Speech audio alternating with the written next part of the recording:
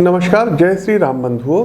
18 अक्टूबर को ग्रह कुल के राजा भगवान भुवन भास्कर सूर्य नारायण दोपहर 1:18 पर अपनी नीच राशि तुला राशि में प्रवेश करने जा रहे हैं, जहां ये 17 नवंबर तक विराजमान रहेंगे। बंधुओं, हमने आपको पहले भी बताया कि तुला राशि में सूर्यदेव नीच के होते हैं, अतः इनके शुभ प्रभावों में कुछ कमी देखने को भी मिलेगी। इस कार्यक्रम के माध्यम से हम आपको विस्तार के साथ बताएंगे कि सूर्य गोचर का आपके जीवन पर क्या प्रभाव पड़ेगा। बिजनेस, नौकरी पेशा जीवन, सरकारी कामकाज, आर्थिक निवेश और सरकारी सेवा की तैयारी, हर आयाम पर इनका गहरा प्रभाव पड़ेगा। विशेषकर 8 ऐसी राशियां हैं जिन्हें गोचर कालखंड की इस अवधि में खास तौर पे सावधानी रखनी होगी। जो उपाय आपको इस कार्यक्रम में बताए जाएं उन्हें ठीक तरीके से करते चलिएगा, अन्यथा इस अवधि में चुनौतियां आप पर कहीं ना कहीं भारी पड़ सकती हैं। उपाय सबसे अंत में बताएंगे, इसलिए उपायों को जरूर करिएगा। 3 राशियों के लिए नीच के सूर्य धन, वैभव और तरक्की का भी मार्ग प्रशस्त करेंगे।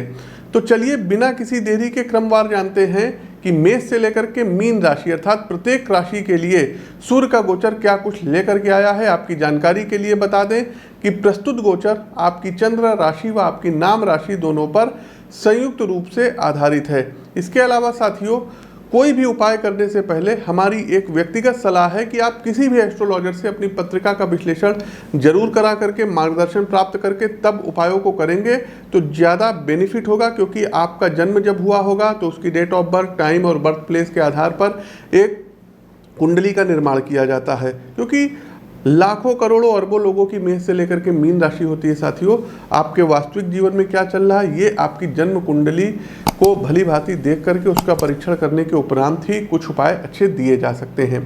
आगे बढ़ने से पहले साथियों, सूर्यदेव नीच के हो रहे हैं तो कुछ प्रिडिक्शंस है। शासन प्रशासन में जो अधिकारीगण हैं या जो है क्लास 1 क्लास 2 ऑफिसर्स हैं, इनको विशेष ध्यान देना होगा, क्योंकि कहीं ना कहीं कुछ ना कुछ इनके साथ गड़बड़ हो सकता है। आपने यदि कुछ गलत किया है तो उसका दंड नीच के सूर्य भी आपको देंगे। पॉलिटिशियंस को इस दौरान बहुत ही ज़्यादा सावधान रहना होगा, क्योंकि कई बड़े पॉलिटिशियंस के जेल जाने के योग अब और प्रबल इधर सूर्यदेव करा देंगे। इसके अलावा साथियों, जिन जिन जगहों पर इलेक्शंस हैं तो वहाँ पर देखिएगा सूर्यदेव नीचस्थ हो चुके हैं, तो दल बदलूपन जो है इधर ज़्यादा होगा। और हमने प्रिडिक्शन पहले ही बता दिया था, मध्य प्रदेश के चुनाव में हमने आपको बताया था कि कांग्रेस कमबैक करेगी, छत्तीसगढ़ में भी कांग्रेस कमबैक करेगी और राजस्थान में कांग्रेस जो है रहेगी। इसके अलावा जो है क्या कहते हैं, तेलंगाना में जो है KCR राव ये फिर से मुख्यमंत्री पद पर सुशोभित होंगे। तो ये हमारी प्रिडिक्शन थी, आप लोग नोट कर लीजिएगा।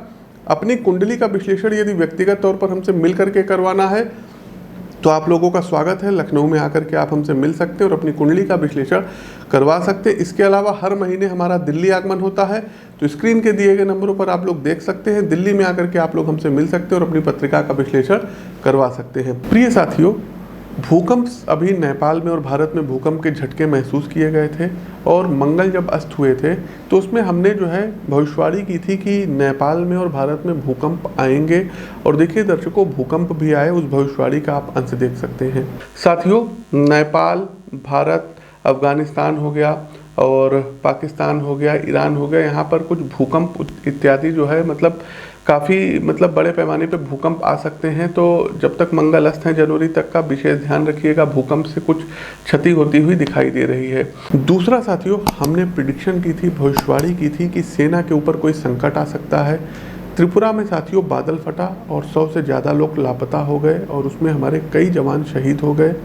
दूसरा साथियों, अगर देखा जाए तो सीरिया में ड्रोन अटैक हुआ और वहाँ 100 से ज़्यादा सैनिक इनकी जो है मृत्यु हो गई। इस वीडियो का भी अंश आप देख सकते हैं।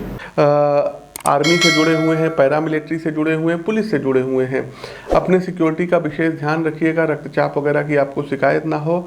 और आस पड़ोस के मुल्क में जैसे कि अफगानिस्तान हो गया, पाकिस्तान हो गया, ईरान इत्यादि हो गया, यहाँ पर कोई बहुत बड़ा टेररिस्ट अटैक देखने को मिलेगा। काफ़ी लोगों को जो है जीवन पर संकट आ जाएगा। चलिए अधिक समय ना लेते हुए आगे बढ़ते हैं। धनु राशि, देखिए नवम भाव के स्वामी, जी हाँ भाग्य भाव के स्वामी का एकादश भाव में गोचर धनु राशि की किस्मत को बुलंद करने वाला सहायक सिद्ध होगा। साथियों, ज्योतिष में एकादश भाव व्यक्ति के जीवन में संभावनाओं एवं इच्छाओं की पूर्ति का प्रतिनिधित्व करने वाला भाव होता है। अतः गोचर कालखंड की इस अवधि में आप सशक्त तरीके से अपने लक्ष्यों की प्राप्ति का प्रयास करते नजर आएंगे। धनु राशि के जातकों, कामकाज के संदर्भ में तो ये अवधि खासा लाभकारी सिद्ध होगी। सूर्यदेव व्यवसाय में भी अच्छी ग्रोथ आपको दिलाने वाले हैं। सूर्यदेव आपके बिजनेस को नए रंग ढंग से मार्केट में अब प्रस्तुत आपसे करवाएंगे। आप नई तकनीकी का इस्तेमाल करेंगे, आपको विशेष रूप से इसमें लाभ प्राप्त होगा। बिजनेस में व्यापारी बंधुओं, सेल्स की प्रभावी रणनीति जो है तैयार करेंगे। ग्राहकों का दृष्टिकोण समझने के लिए मार्केट में रिसर्च करेंगे। पार्टनरशिप और रणनीतिक साझेदारी से व्यापार को विस्तार देंगे तथा सामाजिक संबंधों को मजबूत करने के लिए सोशल इवेंट्स का हिस्सा बनेंगे। ये सभी गतिविधियां व्यवसाय को नया रूप देंगी, जो आने वाले समय में आर्थिक लाभ कराने वाले सिद्ध होंगे। स्क्रीन के दिए गए नंबरों पर संपर्क करके आप व्यक्तिगत जन्म कुंडली का विश्लेषण करवा सकते हैं, जिससे फाइनेंशियली लक्ष्यों को लेकर अधिक स्पष्ट हुआ जा सके। नौकरी पेशा जातक इस अवधि में खुद की प्रतिभा और व्यक्तित्व में नए नए बदलाव लाएंगे, जिसका उनके करियर पर बेहद सकारात्मक असर पड़ेगा। गोचर कालखंड की इस अवधि में सूर्यदेव ऐसे कई अवसर आपको दिलाएंगे जहां आपकी प्रतिभा अन्य कर्मचारियों एवं अधिकारियों को अचंभे में डाल सकती है।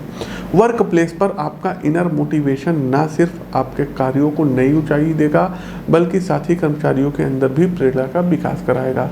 पारिवारिक एवं दाम्पत्य संबंधियों को लेकर के भी सूर्य का सहयोग आप प्राप्त करेंगे। लाइफ पार्टनर के साथ आपके रिश्ते सौहार्दपूर्ण रहेंगे। आप दोनों लोग कहीं यात्राओं पर जा सकते हैं। आर्थिक संदर्भ में कुछ बड़ा करेंगे। ब्रॉड इम्पैक्ट आर्थिक नफ़े नुकसान पर पड़ता हुआ दिखाई दे रहा है। करियर यानी नौकरी पेशा जीवन के संदर्भ में यदि स्थितियों की विवेचना करें तो आपकी ओर से दायित्व निर्वहन में कहीं कोई कमी नहीं रहेगी, लेकिन कंपनी अथवा आपका विभाग उस स्तर पे आपको प्रोत्साहन नहीं देगा जिसकी उम्मीद आप कर रहे थे। ये स्थिति आपके जो है मानसिक उत्साह को घटाने का काम कर सकती है। यहाँ सावधानी रखिएगा। निराश होकर कोई भी ऐसा निर्णय मत लीजिए जिससे और ज़्यादा नुकसान उठाना पड़े। आपके लिए सलाह है कि बिना किसी पारितोषिक कामना के निरपेक्ष रूप से दायित्व निर्वहन करते चलिए। जल्द ही आपकी योग्यता का सूर्य जीवन में जो है सफलता का प्रकाश लेकर के आएंगे। वहीं संबंधों और पारिवारिक जीवन की यदि बात करें तो मित्रों, आवश्यकता से अधिक उम्मीद रिश्तों में कड़वाहट पैदा कर सकती है। ये चीज़ आप भली भांति जान लीजिए। मेरा व्यक्तिगत रूप से मानना है कि परिवार में आप इस बात का हिसाब ना रखिए कि आपको मिला कितना, बल्कि आपने जो है कंट्रीब्यूट क्या किया, इसका ध्यान रखें तो फैमिली लाइफ आपकी स्मूथ चल सकती है। अब आते हैं कार्यक्रम का अंतिम उपाय है, जो है अंतिम पड़ाव है उपाय सेगमेंट का। उपाय क्या करना रहेगा, सभी राशियों के लिए है, सर्वमान्य उपाय है। देखिए, प्रातःकाल जितनी जल्दी उठ सकते हैं उठ जाइए। कोशिश कीजिए कि सूर्य उदय से आपको जो है पूर्व उठना है, और भगवान भुवन भास्कर को एक आप जो है पीतल का या स्टील का लोटा ले लीजिए। उसमें आपको जल भरना है, थोड़ा सा गंगा जल डालना है, गुड़ मिलाना है और उसको अच्छे से घोलना है, खूब अच्छे से मिक्स कर लीजिए। इसके बाद दर्शकों, अगर कोई लाल पुष्प हो तो उस लाल पुष्प को उसमें जो है लोटे में डालिए। थोड़ा सा अक्षत वगैरह उसमें डाल दीजिएगा, लाल कुमकुम डाल दीजिएगा, और कुमकुम मतलब रोली होता है, ये ध्यान कर लीजिए।